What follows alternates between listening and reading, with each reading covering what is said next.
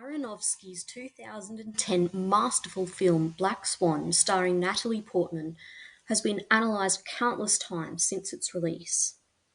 No one, however, has examined it from the perspective of the Catholic Church's teaching on chastity. Few Catholics would be able to quote the Catechism's definition of chastity. Paragraph 2337 says, and I quote, "Chastity means the successful integration of sexuality within the person and thus the inner unity of man in his bodily and spiritual being." Let's examine this a little closer. I would like to highlight the words, the successful integration of sexuality within the person. Natalie Portman's character Nina gives the perfect example of the lack of integration of sexuality within her person. She begins the film with an utterly immature, childish personality, timid and fragile, with a completely repressed sexuality. I believe it would be fair to say that she feared and rejected her sexuality, as if it were a bad thing. This is a lack of chastity according to the Church's definition. Throughout the film, she increasingly begins to tap into this sexuality, but without integrating it into her personality in a healthy way. In the scene when she goes out to a club with her friend Lily, she ends up sleeping with two men and then afterwards sleeps with Lily herself. We later discover that her interaction with Lily was actually a hallucination. This also is a lack of integration of sexuality within the person. She's behaving promiscuously, and this clearly does not match up with the Church's definition of chastity. So then frigidity is not chastity, and promiscuity also is not chastity. So then what is chastity?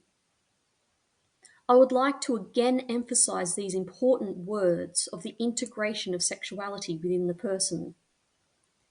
There would be two forms of chastity depending on the individual circumstances.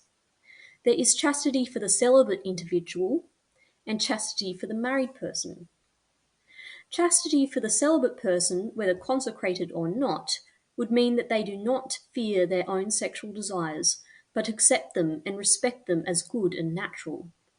They freely choose not to act on these desires to show respect for themselves and for other persons.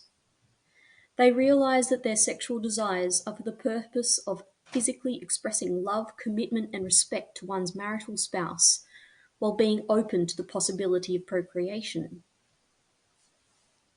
Chastity for the married person, however, means that they also may feel desires which they can't act on, such as sexual attraction towards someone other than their spouse.